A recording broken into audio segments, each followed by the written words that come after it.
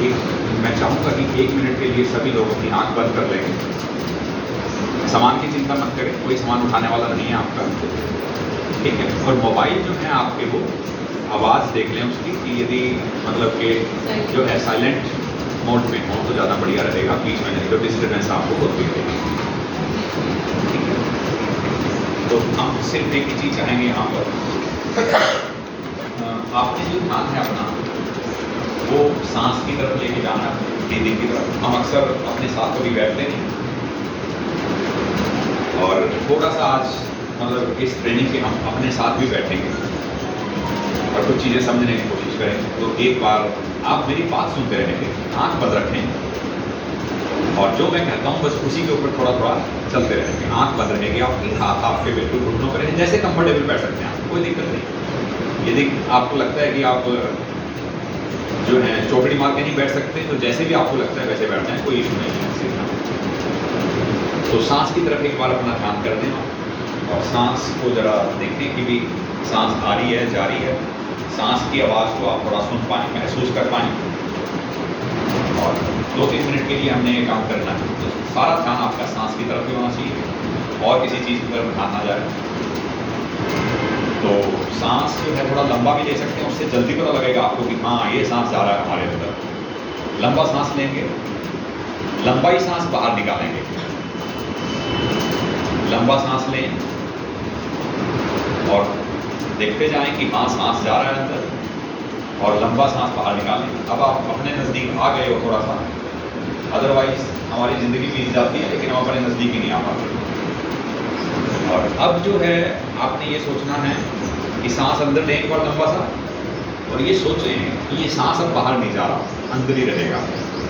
सोचना केवल इतना है कि घटना क्या घटेगी यदि ऐसा हो जाए। कोई बात नहीं, सांस बाहर निकाल दो, क्योंकि अभी आपको भगवान ने इतनी शक्ति दी है कि आप सांस ले भी सकें और बाहर की तरफ दे भी सकें। अभी जो है जब सांस बाहर की तरफ निकालें और फिर सोचें कि अब सांस अंदर नहीं आ रहा, नहीं आएगा अंदर, तब क्या घटना घट सकती है आपके साथ। ये 2 चीज़ें हैं हमारे पास कि सांस अंदर जब जा रहा है तब हमने सोचना है कि सांस अब बाहर नहीं जा पा रहा, क्या घटना घटेगी। और सांस जब हमने छोड़ दिया तो सोचना है कि सांस अब अंदर नहीं हम ले पा रहे हैं, तब क्या घटना घटेगी। ये 1 मिनट की एक्टिविटी थी, और मुझे लगता है आप आंखें खोलना चाहें तो आंखें खोल भी सकते हैं, क्योंकि इसलिए मुझे कहना जरूरी है कि हो सकता है कईयों को थोड़ा नींद की तरफ चल पड़े हों वो, क्योंकि ये भी एक बड़ा आनंद होता है कि ठीक है जी वैसे आंख बंद नहीं कर पा रहे थे, सभी लोग अधिकारी सामने बैठे थे कि अब आपने ही कह दिया तो बहुत बढ़िया, मज़ा ही आ गया। हम तो पंखा ऊपर चल रहा है और अपना आँख भी बंद है। तो सांस की तरफ हमने ध्यान किया। 2 संदेश यहाँ से हमने लेने हैं आज ये सांस वाली एक्टिविटी से। एक तो आप ये देखिए कि हमने ये देखा कि सांस जो है वो कितना इम्पोर्टेंट है हमारे लिए, क्योंकि आपने क्या सोचा जब आपको लगा कि सांस अंदर गया हुआ है और बाहर नहीं अब जा पाएगा। मैंने कहा था कि सोच लेना घटना क्या घटेगी, तो घटना क्या घटेगी, सांस अंदर है आपके पास, हम कहते हैं ना ऑक्सीजन चाहिए, ऑक्सीजन तो दे दी आपको, अंदर ही पड़ी है आपको कहीं नहीं रहा बाहर छोड़ो, अंदर पड़ी है। लेकिन उसके बावजूद भी क्या होगा, यदि वो अंदर ही रह जाए तो घटना क्या घटेगी, और क्या होगा, कितनी देर घबराहट होगी, 1 मिनट, और यदि और रोक के रखोगे और आ ही नहीं रहा, बस जा ही नहीं रहा सांस, घटना ये घटेगी कि राम नाम सत्य है। ओके, और दूसरा लेते हैं कि सांस आपने बाहर निकाल दिया था। हम कहते हैं ना कार्बन डाइऑक्साइड होती है, कार्बन डाइऑक्साइड तो बाहर निकालनी जरूरी है, निकाल दिया भैया आपको कार्बन डाइऑक्साइड सारे निकाल दिया आपने, लेकिन अब सांस नहीं आपके अंदर आ पा रहा, वो बाहर निकाल दिया आपने और नहीं आ पा रहा, तो तब क्या घटना घटेगी, सेम घटना घटेगी। ये जो एक था ना आपके पास दोहा आपने कभी पढ़ा होगा कि जो आपका शरीर है, जो मनुष्य जीवन है, वो एक बुलबुले के समान है। ये बुलबुला ही है। यदि सांस अंदर आई हुई है, उस बुलबुले में वायु थोड़ी सी ज़्यादा हो गई और बाहर नहीं निकल पा रही, बुलबुला तब भी फटेगा। और यदि बुलबुले में से वायु निकल ही जाए फिर तो फट ही गया, खत्म ही होगा। तो दोनों सूरत में बुलबुले ने फट जाना है। ये एक सांस की एक्टिविटी से आप उस दोहे को अच्छे से समझ पाते हो। कि हमारा जो जीवन है वो एक वाक्य में बुलबुले से ऊपर नहीं है।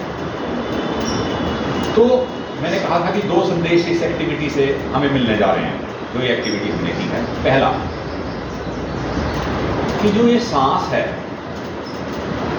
अब सांस यहाँ पर मान लो कोई खाने पीने का काम चल रहा है, कई बार वहाँ भी सब बहुत थोड़ा दूर है, बल्कि कभी कभी हो सकता है कि जब यदि नज़दीक होगा आपके, आपने जब देखा होगा कि मिड डे मील बनता है, घर में ही ले लें आप, घर में मान लो खाना बन रहा है, कुछ तड़का वगैरह लगाने लग रहे हैं आप, तो क्या होता है सारे घर में एक स्मेल सी आ जाती है उसकी, और आपको कई बार एग्जॉस्ट भी चलाना पड़ता है कि यार एग्जॉस्ट नहीं चलाया शायद इसलिए थोड़ा स्मेल आ रही है।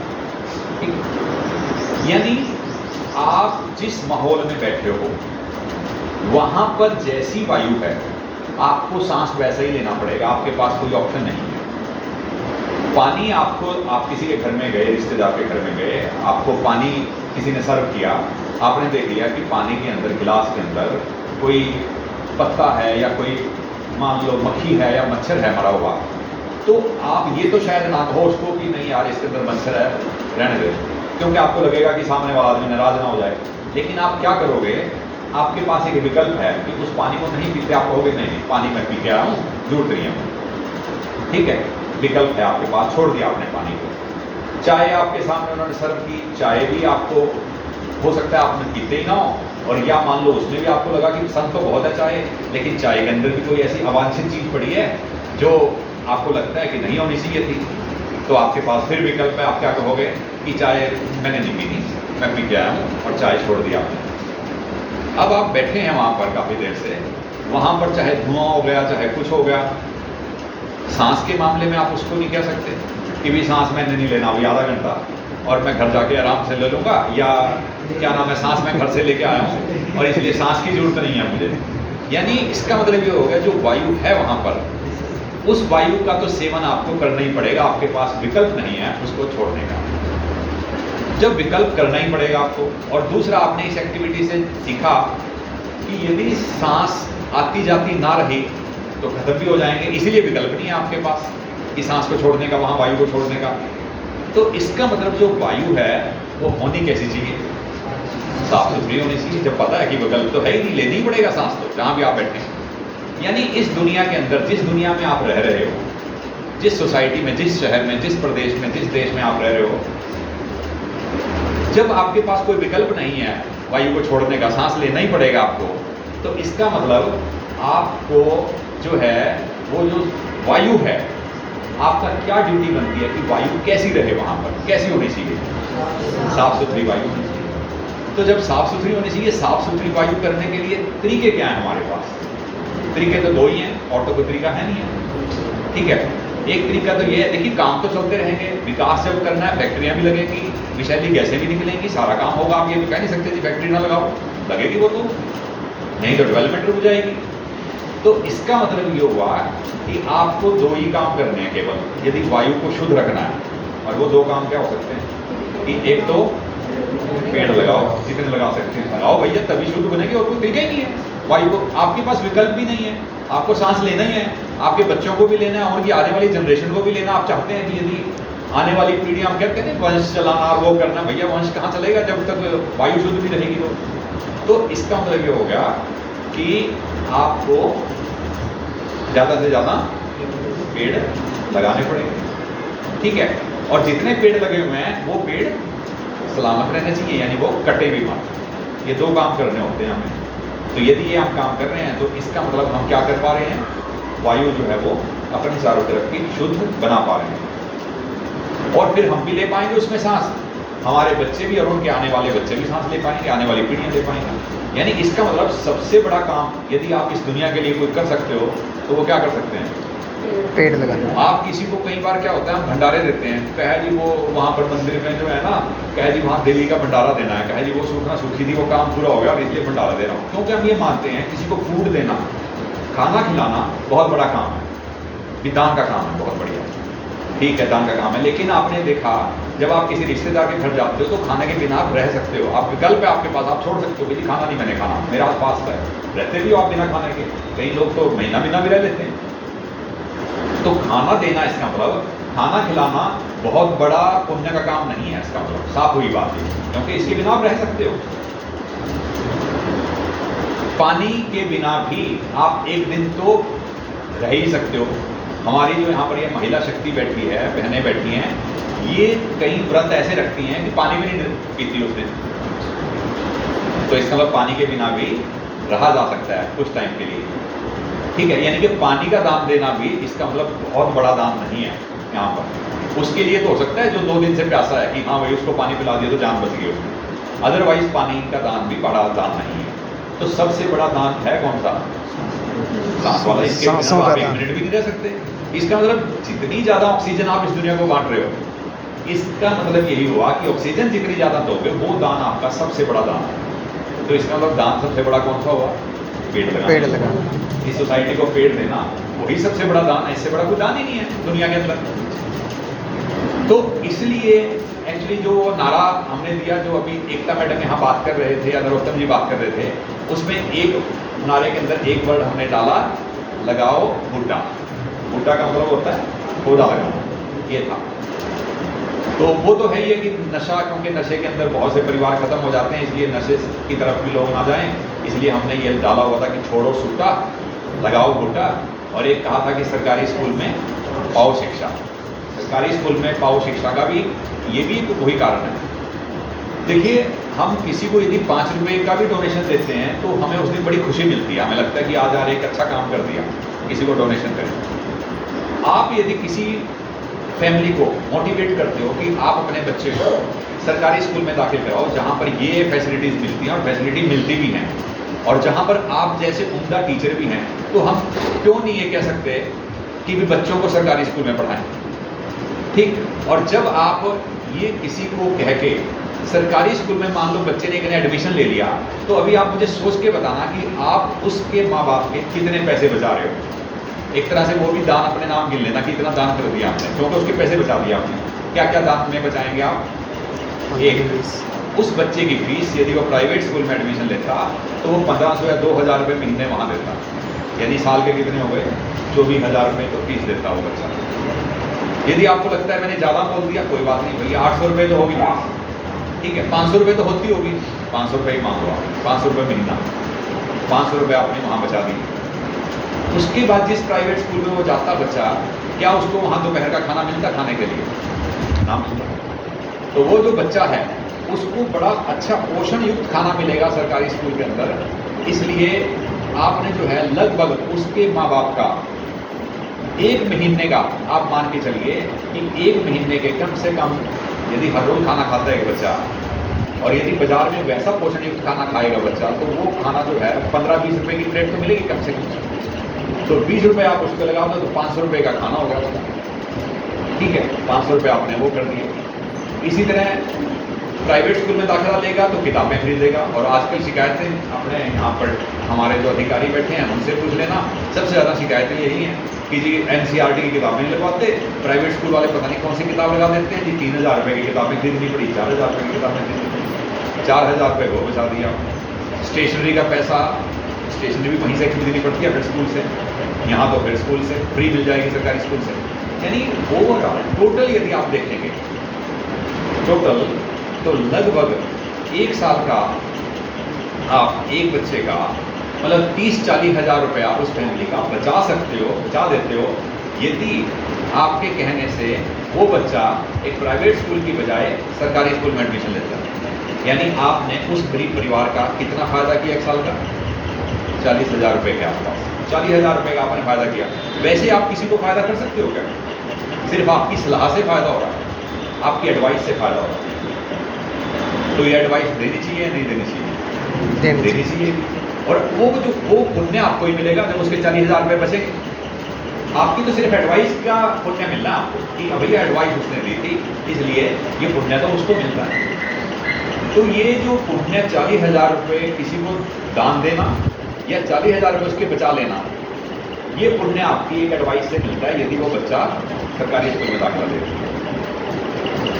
ठीक, तो इसीलिए इस नारे के अंदर तीसरा पॉइंट ये रखा था हमने कि सरकारी स्कूल में पाओ शिक्षा, यानी पूरा कंप्लीट नारा क्या बनता है फिर? छोड़ो सूटा लगाओ गोटा सरकारी स्कूल में पावर शिक्षा, ये था जिस नारे की जो बात थी। और इस नारे को थोड़ा सा गहराई से आपको बताना था मैंने, तो इसलिए मुझे ये आपको बताना था। सांस वाली एक्टिविटी पे फिर पहुंचता हूँ, जहाँ पर मैंने कहा कि 2 संदेश मिलेंगे। एक संदेश तो मिल गया कि हमें ज़्यादा से ज़्यादा पेड़ लगाने हैं, पर्यावरण को अच्छा करना। और आज का दिन 5 जून का दिन आपको पता है किस रूप में मनाया जाता है? पर्यावरण दिवस है। चांस की बात है कि आज पर्यावरण के बारे में बात चल पड़ी यहाँ पर, तो अदरवाइज तो ट्रेनिंग के बारे में ही बात होनी चाहिए। ठीक है, तो पर्यावरण दिवस की भी आपको बहुत बहुत बधाई। और पर्यावरण दिवस के ऊपर एक ये संदेश भी हो गया, तो ये मतलब कि आप लोगों ने मुझे प्रेरित किया बल्कि कि चलो इस चीज़ के ऊपर भी हम बोलते हैं, तो बोल दिया। अब फिर उसी चीज़ पे आते हैं, सांस वाली एक्टिविटी के ऊपर। तो वो जो सांस की बात चल रही थी, अब सांस जो है, आपने देखा कि सांस क्या वो आपकी मर्जी से चल रही है? अभी हमने देखा था कि यदि वो अंदर रह जाए तब भी घटना घटेगी, जिसको दुर्घटना का नाम दिया जा सकता है। और यदि वो बाहर चला गया, सांस अंदर नहीं आई, तब भी एक दुर्घटना घटेगी आपके साथ। ठीक है, लेकिन जब भी पता है कि सांस बाहर रह जाए तब भी दुर्घटना, सांस अंदर रह जाए तब भी दुर्घटना, अब आपसे मैंने सिर्फ ये पूछना है कि क्या उस सांस पे आपका कोई नियंत्रण है क्या? No. आपके हाथ में है कि कब, मतलब कि जो आपके हाथ, क्योंकि आपके हाथ में यदि होता, आप तो सांस के बारे में आज तक सोचते ही नहीं थे। वो तो अभी आपने 1 मिनट की एक्टिविटी की तो आपको पता लगा कि सांस आ भी रही है और जा भी रही है। भैया बिल्कुल अपने साथ चल रहा है, तो काम एक प्रक्रिया चल रही है लगातार, एक बायोलॉजिकल एक्टिविटी। ठीक, और ये किसके हाथ में है कि सांस आ रही है और जा रही है जी? परमात्मा के हाथ में। जिनकी आपने प्रार्थना की होगी सुबह, प्रार्थना क्यों करते हैं जी आप भगवान की? बस ये मैं जानना चाहूँगा, प्रार्थना करते क्यों हैं आप भगवान से? क्या प्रार्थना करते हैं? किस चीज़ की प्रार्थना? किस चीज़ की प्रार्थना करते हैं? क्या चाहते हैं हम परमात्मा से? यानी परमात्मा की कृपा बनी रहे हमारे ऊपर, परमात्मा की प्रसन्नता हमारे ऊपर बने रहे, या हम ये चाह रहे हैं कि भैया कई बार जैसे माँ बाप भी बच्चों से नाराज भी हो जाते हैं, नाराजगी भी चाहते हैं क्या परमात्मा की? इसलिए भी पूजा कर सकते हैं क्या? इसलिए प्रार्थना करते हैं कि भी कभी कभी नाराज भी हो जाए। आप देखी जाएगी, मैं भी तो नाराज होता हूँ कई बार। हम भी तो सारे काम तो करते नहीं जो भगवान को चाहिए हमसे, कहाँ कर रहे होते हैं हम सारे काम। तो मांग क्या रहे होते हैं प्रार्थना में मुझसे कि आपकी प्रसन्नता मिल जाए मुझे, मांग उसकी प्रसन्नता रहे हैं, क्योंकि वो प्रसन्न होगा, खुश होगा, तो अपना काम चलता रहेगा बढ़िया। और सारे काम तभी बढ़िया होंगे ना हमारे। तो हम जो कहते हैं कि मेरे घर में खुशियाँ आए, हैप्पी बर्थडे बोलते हैं, हैप्पी दिवाली बोलते हैं, वो सारी जगह हम हैप्पी बहुत बोलते हैं। मतलब पूरा भगवान की तरफ से उसका ठेकेदार हम बने होते हैं कि मैंने तुझे कह दिया हैप्पी दिवाली, और इसलिए अब सारों को खुशियाँ मिलती रहेंगी। हैप्पी न्यू ईयर बोल दो, सारा साल खुशियों पर आ जाएगा। ठीक है, अब वो लेकिन जिसकी प्रसन्नता से सारा काम होना है, आप नो डाउट आज आपने ठीक है प्रार्थना की होगी, लेकिन हर रोज़ तो हम नहीं करते, मुझे लगता है। करते हैं क्या?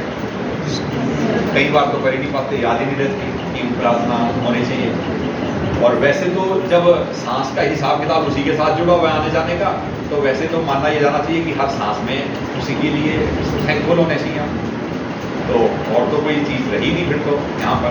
ठीक, तो हम यानी भगवान की प्रसन्नता चाहते हैं, इसलिए भगवान की प्रार्थना करी, और उसकी प्रसन्नता रहे तो ये सांस का खेल भी चलता रहेगा, आता रहेगा, जाता रहेगा।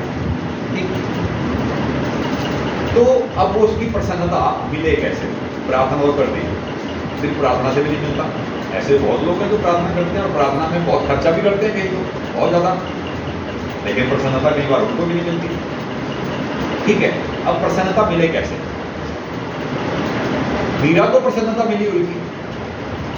उसका प्रूफ इस बात का है कि जब किसी ने उसको कहा कि पिला दिया कि ये तो हमारे घर का नाम बदनाम कर रही है और ऐसे ही घूमती रहती है बाहर, हम तो राजे हैं, और ये इसको आप जहर दे के मार दो, उसको जहर का प्याला दे दिया, तो मर गई क्या वो? नहीं मरी। क्यों नहीं मरी? क्योंकि भगवान की प्रसन्नता साथ थी। भगवान को पता था मुझे कब तक रखना है उसको, नहीं हुआ कुछ भी। ठीक है, प्रहलाद के बारे में आपने सुना होगा, उनके साथ क्या क्या हुआ कि उसकी बुआ जो है वो उसको आग में लेके बैठ गई। ठीक है, क्योंकि आग तो हर चीज़ को जला देती है, तो क्या प्रहलाद को जला दिया? नहीं जलाया। क्यों नहीं जलाया? क्योंकि भगवान की प्रसन्नता साथ थी कि नहीं जलाना। गरम गरम खंबे को कहा उसने कि इसको तूने पकड़ना है, उसने पकड़ लिया तो वो जल गया, नहीं जला, क्यों? भगवान की प्रसन्नता था उसकी। तो भगवान की प्रसन्नता दो चीजें से मिलेगी, ठीक है। गीता में जैसे कहा जाता है कि एक तो भक्ति योग है या कर्म योग है, दो ही चीजें हैं। अब भक्ति या तो इतनी हो जैसी मीरा की थी और प्रहलाद की थी, ऐसी कर पाएंगे क्या हम? या किसी को लगता हो कि जी मेरी तो है इतनी, मैं तो बड़ा वो करता हूँ, और इसलिए एक बार फिर हमें टेस्ट भी करके देख लेना चाहिए अपना, ठीक है, अपना कहीं ना कहीं मोमबत्ती यहाँ पर दीप निकल रहे होंगे तो दीपक के ऊपर याद रख के देख लो, देख रहे चलाते कि नहीं चलाते, ठीक है। तो भक्ति इतनी हम इतने निष्काम भाव से नहीं कर पा रहे हैं इस दुनिया में रहते हुए। कोई बिरला हो सकता है जो कर पाएगा, वैसे तो नहीं कर पाएंगे हम। तो अब इसका मतलब भगवान की प्रसन्नता पाने का रास्ता एक ही रह गया हमारे पास, वो क्या है? कर्म योग। कर्म सही करना है, इसका मतलब आपको कर्म क्या दिया होगा, उस कर्म के पैसे भी मिलते हैं। बच्चों को शिक्षा देना, ठीक है, बढ़िया से बढ़िया शिक्षा देना। और वो कर्म इसलिए मैं आपको कहूँगा, जो हमारे जेबीटी टीचर्स हैं वो हमारे स्कूलों के सबसे छोटे बच्चों को पढ़ाते हैं, सबसे छोटे बच्चों जिनको कोई समझ नहीं है, और जिनको कोई समझ नहीं होती, बिल्कुल छोटे छोटे बच्चों को हम आपसी बातचीत में कहते हैं कि ये किसका रूप होते हैं? भगवान का रूप होते हैं। यानी भगवान का रूप आपकी क्लास में, जिसकी प्रसन्नता लेनी है आपको, वो आपकी क्लास में बैठा है,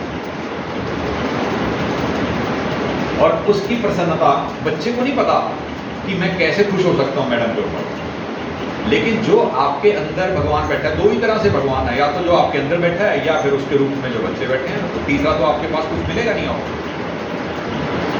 तो यदि आप उन बच्चों को, उनके फ्यूचर का आप ख्याल रख रहे हो, उनको अच्छे से अच्छा ज्ञान दे पा रहे हो, जो ड्यूटी आपकी फिक्स की है विभाग ने कि वो काम आप उनके लिए कर पा रहे हो, उनकी नींव मजबूत कर पा रहे हो, लैंग्वेज के मामले में नींव मजबूत कर पा रहे हो, न्यूमरेसी के मामले में उनकी नींव मजबूत कर पा रहे हो, यानी FLN को यदि आपने अच्छे से समझ लिया आज की डेट में, यही कर्म होगा आपके लिए, क्योंकि वो बच्चे भगवान का रूप, उन्हीं को आपने मजबूत बनाना है, ठीक है। और यदि वो मजबूत बनेगा तो जब भगवान का रूप के लिए आप काम कर रहे हो, तो जो आपके अंदर बैठा भगवान, या कहीं पर भी यदि और कहीं भी है भगवान, तो वो प्रसन्नता उसकी मिलेगी या नहीं मिलेगी आपको? बताओ, मिलेगी या नहीं मिलेगी? यदि वो कर रहे हैं आपका मिड डे मील भी बन रहा है आपके स्कूल में, यदि आपने इस बात का ख्याल रखा कि मिड डे मील गुणवत्ता वाला अच्छा बनाना है, भैया मेरे इस भगवान के रूप को खाना अच्छा मिलना चाहिए, भी प्रसाद, भगवान का प्रसाद तैयार करा रहा हूँ आज मैं, भगवान का प्रसाद तैयार हो रहा है, और वो भगवान के जो रूप हैं उनको तो पसंद आना ही चाहिए, लेकिन वो तो क्योंकि बोल नहीं पाते, उनके पास विरोध करने का कोई आपके सामने जरिया भी नहीं है, बहुत छोटे हैं। तो इसलिए इस बात को ध्यान में रखते हुए कि सामने वाला कुछ बोल भी नहीं पाएगा, तब भी आपने उसको क्या करना है, बहुत बढ़िया से बढ़िया चीज़ देनी है, गुणवत्ता वाली चीज़ देनी है, क्योंकि तब उसकी प्रसन्नता आपको मिलने वाली है। अभी थोड़ी देर पहले जब हम पहुंचे थे यहाँ तक, हमारा सभी का एक ही मानना था कि हम प्रार्थना भी करते हैं भगवान की, कुछ भी काम करते हैं, जो भी कर रहे हैं, मंदिर में जा रहे, कहीं भी जा रहे, वो एक ही चीज़ के लिए जाते हैं, किस लिए? उसकी प्रसन्नता मिल जाए मुझे। और भगवान की प्रसन्नता लेने का तरीका एक निकला हमारे पास, वो एक ही निकला, क्या? कर्म, कि हम वो कर्म कर लें कर्म योग से।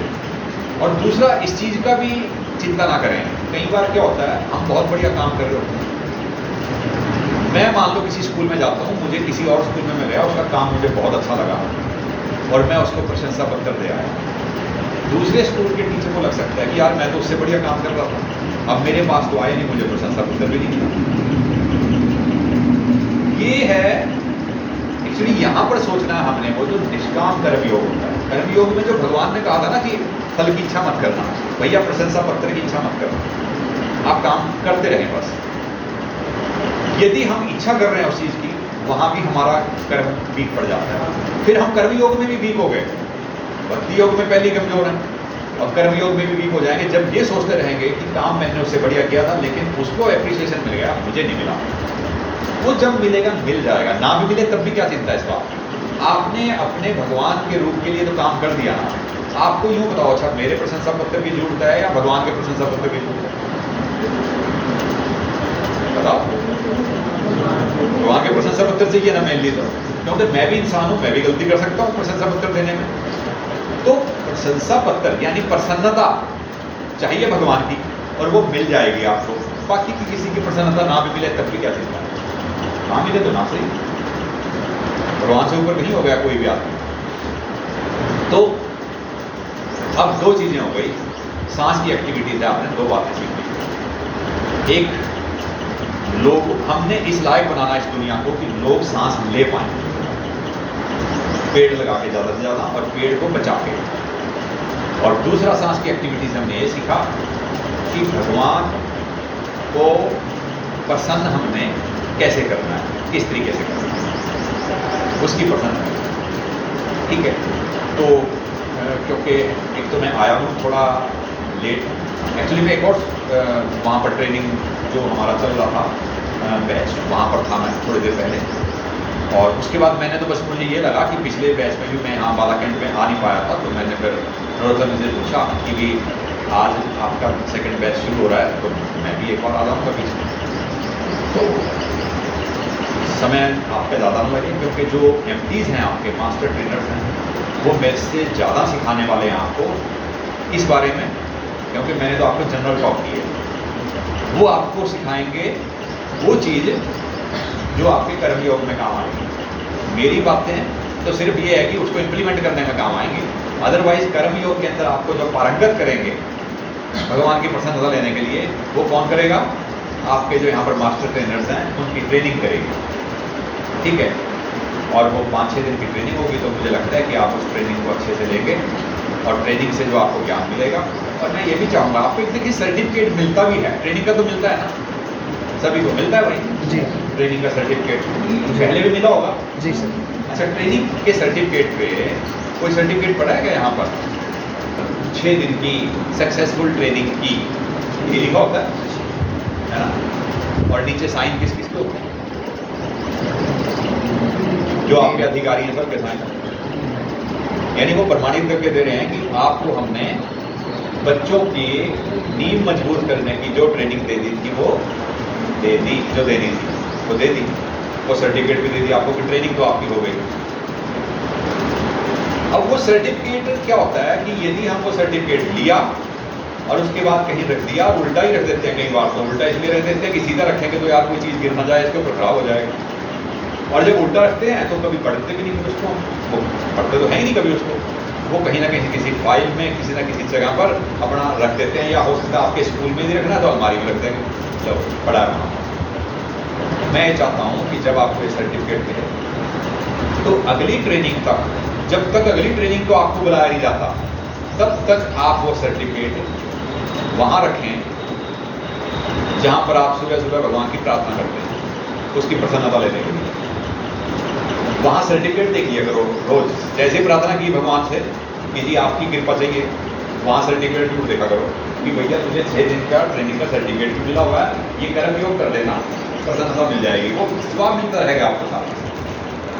तो ये सर्टिफिकेट आप वहाँ रखेंगे, ठीक है। इसमें आप देखिए कि 2-3 नीचे साइन भी होते हैं, सारा कुछ लिखा होता है, इसको रखें अपने सामने और अपने आप को चेताते रहें कि भैया अपने हमारे कर्म योग को स्ट्रॉन्ग करने के लिए सरकार ने बहुत बड़ा काम किया, हमें ट्रेनिंग भी दे दी,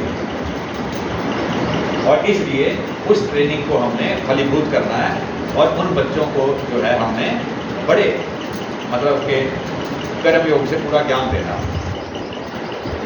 तो ये चीज़ें हम करेंगे, तो क्योंकि जैसे ही इसको उल्टा रख के आप फिर भूल जाएंगे, फिर याद नहीं रहेगा, क्योंकि जिम्मेवारी का एहसास आपको होता रहना चाहिए, एक अकाउंटेबिलिटी लेनी चाहिए कि सरकार ने मुझे 6 दिन की ट्रेनिंग दी, हमारे खंड शिक्षा अधिकारी, खंड जो हमारे संसाधन समन्वयक हैं, हमारे एमपीज हैं, और कितने लोगों के साथ हमने ट्रेनिंग ली थी, ठीक है। तो वो विश्वास तो नहीं टूटना चाहिए ना ट्रेनिंग देने का, तो विश्वास तोड़ना भी नहीं चाहिए। और इसलिए ये सर्टिफिकेट जब आप अपने सामने रखेंगे पूजा के टाइम, हर टाइम, तो आपके दिमाग में फिर आता रहेगा कि भैया ये काम मैंने करना भी है। आप स्कूल के अंदर जाके, अभी मैं स्कूल में चला हूँ और आज मैंने देखना है कि मैंने क्या देना बच्चों को, क्या नया देना, ठीक है। तो आपने मेरी बातों को बड़े ध्यान से सुना, इसके लिए आप लोगों का बहुत बहुत धन्यवाद। Thank you very much.